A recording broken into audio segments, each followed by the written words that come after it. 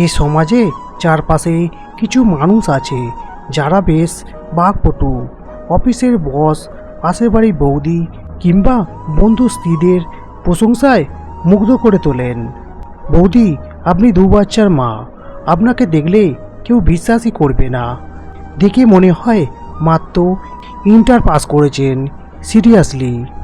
একথা শুনে বৌদি তো আহ্লাদে 8 2 গুণে 16 আনা।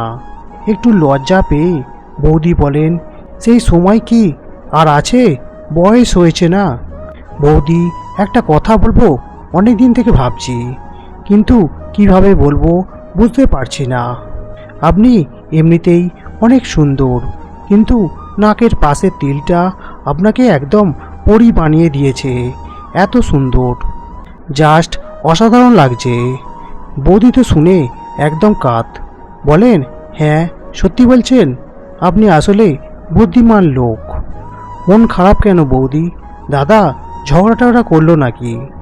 আপনার মতো এরকম একটা মানুষের সাথেও ঝগড়া করা যায়? বিশ্বাসই হয় না। বৌদি দীর্ঘশ্বাস ছেড়ে বলেন, আপনার দাদা কোনো দিনই বোঝার চেষ্টাই করলো না।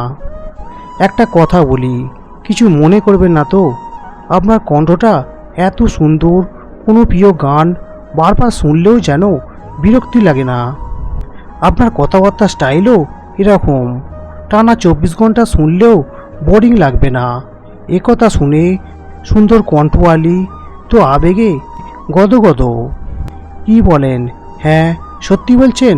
স্বামীকে উদ্দেশ্য করে বলে, এই শুনছো, দেখো কি বলছে। তুমি কোনোদিন বুঝলে না আমাকে। আপনি যা ইচ্ছে মনে করতে পারেন। আজ থেকে আপনাকে আর বৌদি ডাকবো না, বলে দিচ্ছি। হ্যাঁ, দেখলে মনে হয় আবার বিয়ে দেয়া যাবে। আর আপনাকে ডাকবো বৌদি না, আর না। বৌদি আজ থেকে স্কুল পড়ুয়া মেয়ে হয়ে যান। বৌদি বলেন, যা, আমার তো লজ্জা লাগছে, এভাবে কেউ তো কখনো বলেনি। তাই একটা কথা বলবো, নীল শাড়িতে আপনাকে দারুণ মানিয়েছে। না না, তেল দিচ্ছি না, সত্যি বলছি। সত্যি অনেকটা সিনেমার নায়িকার মতো লাগছে আপনাকে। শুনে একেবারে ভিজে গেলেন। হাসতে হাসতে বললেন, আপনার মুখে ফুলচন্দন পড়ুক। জন্মদিনে কি করলেন আপনারা? আপনার দাদা অফিস।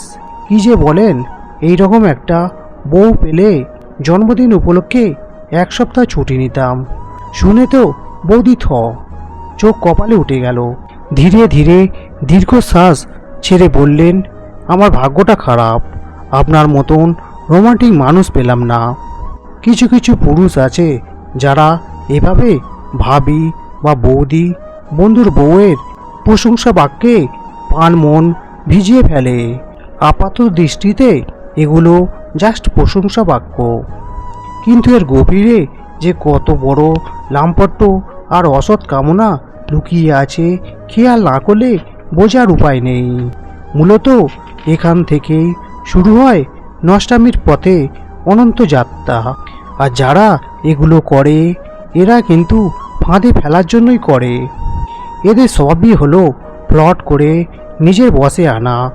খুব স্মার্ট সুদর্শন পুরুষ দেখলে কিছু কিছু ক্ষেত্রে নারীরাও এরকম প্লট করে। এরা এসব পুরুষের মুখে প্রশংসা শোনার জন্যই উদ্গ্রীব হয়ে থাকে।